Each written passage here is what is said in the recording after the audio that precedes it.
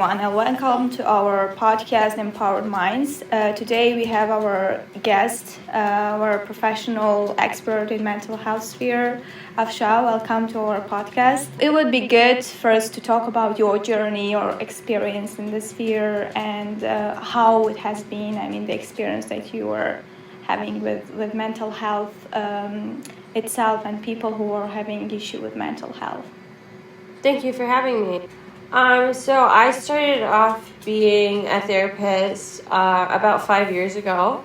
I studied it in graduate school, and I studied psychology also in undergrad. I knew I wanted to be a therapist since I was in 6th grade, believe it or not. A lot of people would confide in me, and I didn't understand why. And I also saw a lot of things that would happen in my own family system that was unhealthy, and I said, well, I want to understand people's behavior. And so I went into studying this finally, after a long journey of not wanting to pay for grad school loans and trying to avoid going to grad school. So how long you have been working as a therapist? Almost 5 years. I work primarily with clients that are 13 and over, and I would say I like working with the BIPOC population, people of color. Some LGBTQIA folks come to me. And then I help with like life transitions, such as divorce or going to high school or college, maybe even relationship conflict, some anxiety and depression as diagnoses come into play a lot. I do trauma work. I specialize in that.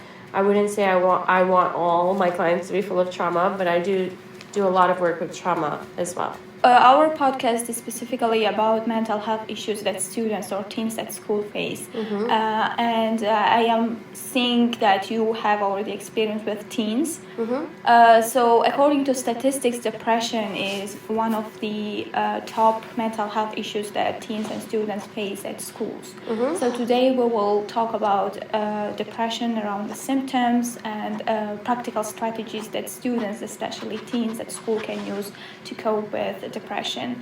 I would want our conversation to start with, as a therapist, how would you describe depression in simple words? What is depression? So depression is, according to the DSM-5, when you meet the criteria of having 5 out of 9 symptoms. So symptoms can be wanting to isolate yourself or not engaging in activities that you like to do, or feeling down, depressed, or wanting to hurt yourself even, or hopelessness can be part of that. Another symptom can be being overweight or underweight. Another symptom is also insomnia or oversleeping, so sleeping too much or sleeping too little. And there's a few more symptoms which I might not be remembering right now. But a lot of these are pretty common, and I think almost everybody can go through some sort of depressive symptoms, even if they're not fully diagnosed with depression as well. How can a student identify that he or she has depression just with top 3 symptoms, the ones that are very easily identified? I would say perhaps like if they are feeling like not wanting to live, or feeling like they don't want to do their everyday tasks, or people are noticing this, maybe even like parents are noticing like their child is isolating themselves or staying in their room too long, or even anger, too much anger can be a symptom of depression. Those are probably like the top 3 things that you can notice is mood fluctuation, suicidal ideation, and isolation. What are some of the reasons that can bring to depression? So we don't know like the actual cause of depression, but serotonin and dopamine levels, they're in your body, they're hormones that fluctuate throughout your system, and depression can come based off of a hormone imbalance, but also can be related to trauma. So there is a study called the ACE study, which was done many years ago by researchers. And if you have about like 3 or more trauma factors that you went through, which can include like divorce or witnessing trauma in your community or physical or emotional abuse, those can really affect whether or not you have mental illness. So a majority of clients will come to me, and trauma will come up a lot. Can relationships between, let's say, friends or parents and students can be one of the factors that bring to depression? Yes, definitely. So if parents are dealing with conflict at home, or if there's lots of arguing, or maybe there's not even enough attention that the child is getting. Maybe the parents are working too much. The child may feel neglected, or, a lot of parents nowadays give their children a phone very early on, or just say, go use the iPad, because they don't have time to spend directly one-on-one with their child. This can cause emotional issues and, sadness, and thinking, well, is there something wrong with me? Or maybe if I wasn't alive, then the problems would not exist. So definitely relationship issues, even children or teenagers that are going through breakups or, boyfriend, girlfriend situations or arguments, those can be triggering even to cause depression. Like, teens are known for being in the developmental stage where they think, well, one bad thing happens and my life is over, which is not necessarily true, but in their capacity to understand things at that age, they usually think, okay, well, this person doesn't want to be with me, so my life is over, or I can't handle this situation anymore.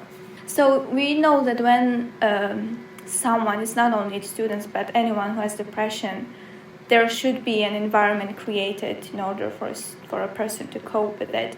What would be your recommendation, professional recommendation or advice for especially school administration, school social workers to create that safe environment? I would recommend to definitely have some speakers that come in monthly to talk about depression, perhaps.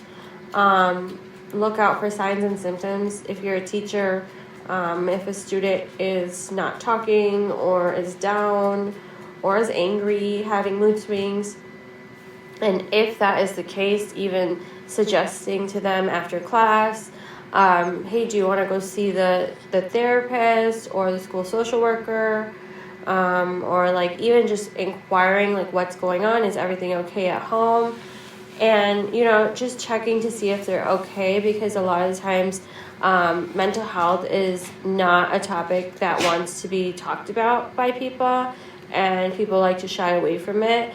But I would say teachers are first responders to the students and what they're going through, and they're the first line of sight to seeing what is happening. If you also see bruises on a child's arms, or if you see like even younger children knowing a lot about sex or any sort of like bad words that they're saying at a really young age, these are signs of possibly sexual abuse happening, or even physical abuse happening. So just being aware of that, because these things are so, I guess, they're subliminal and not very easy to see.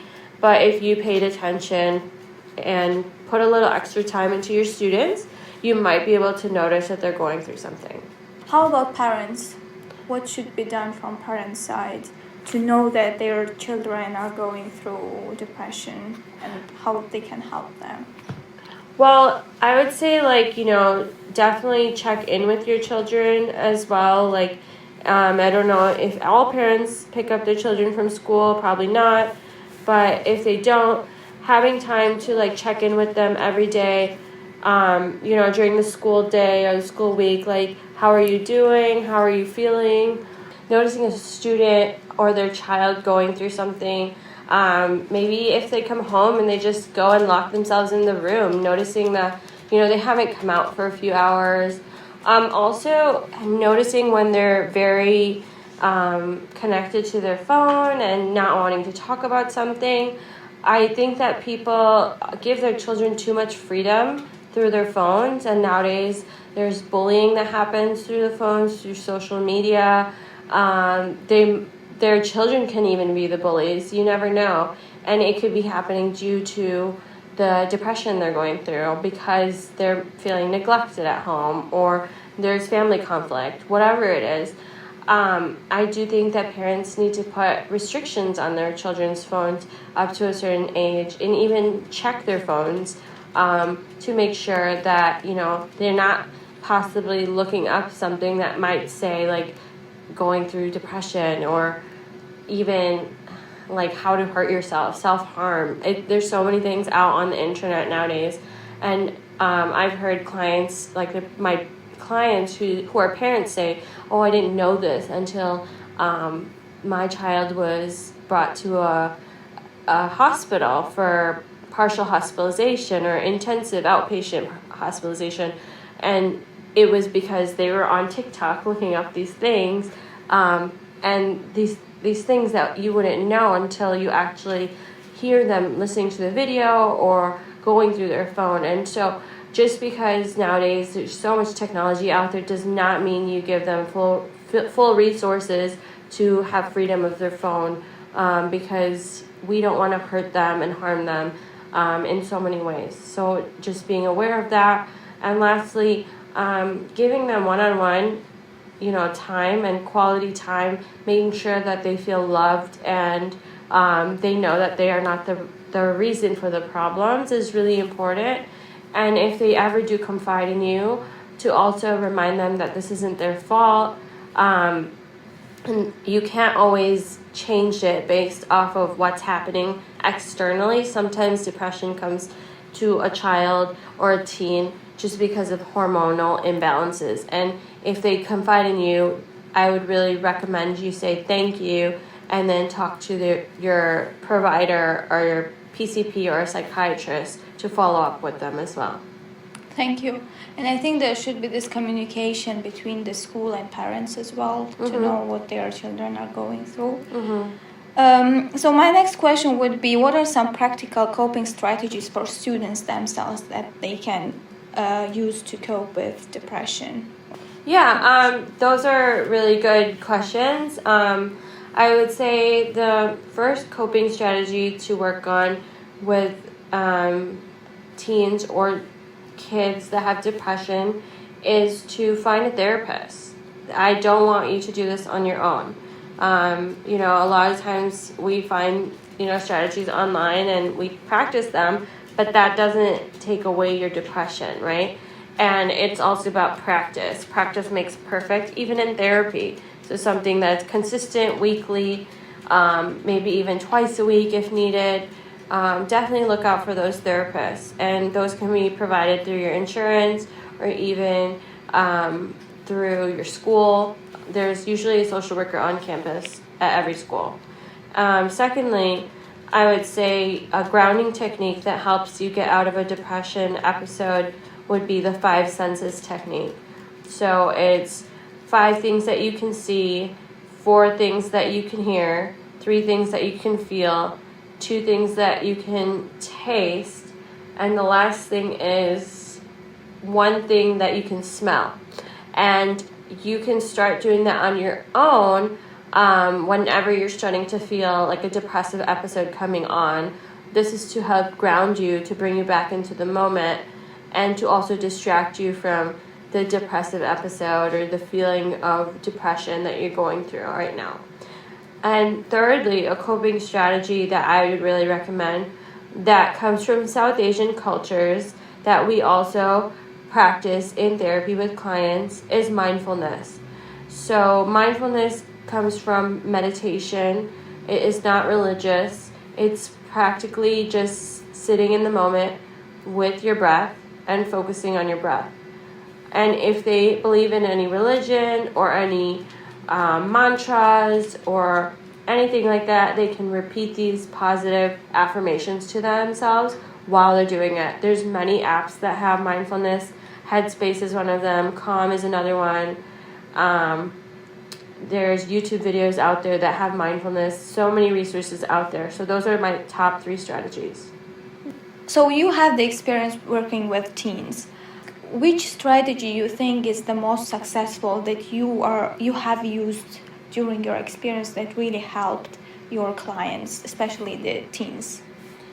I would say, along with talk therapy, because I think it's essential, I would say we use art therapy in sessions, as well as working with games like board games and talk therapy at the same time. Those together, co-occurring, are, I would say, the strongest interventions that we can use. It brings you a bit of play, but it also brings the child or teen a feeling of comfort to be able to open up to you. Sometimes children with trauma or children that are socialized to not show their emotions, they hold this feeling of control, like I can't open up to you, and so they are not ready to open up to a therapist. And working with play through board games or talk therapy and board games, or even art therapy and board games, has been pretty effective for clients. What are some of the activities that can be organized at schools for students? I mean the mental health awareness activities. Perhaps like social workers can hold like a social emotional day. There can be an open mic night about your trauma or about something that you went through, like a poetry reading or spoken word.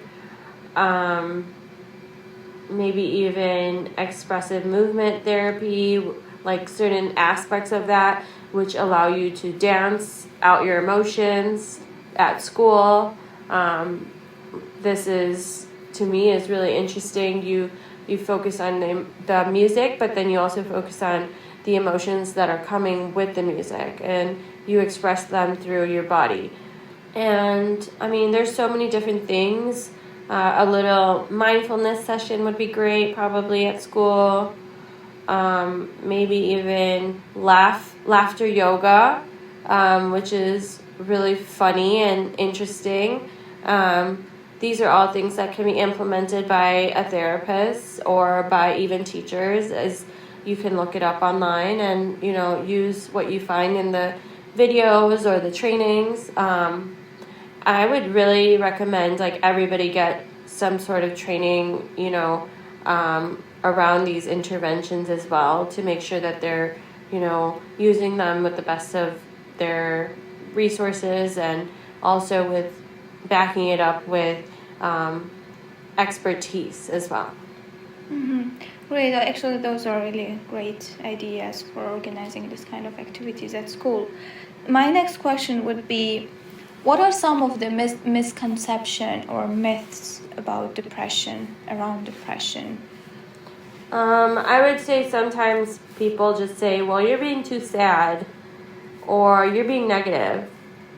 They don't understand that this is actually a disorder that has been diagnosed for many, many years by doctors, by clinicians, by social workers, and it's an actual biology change when you're going through it. So if you're meeting these criteria, if you went to a brain neurologist and they checked your serotonin and dopamine levels, it will most likely show that your dopamine and serotonin levels are low.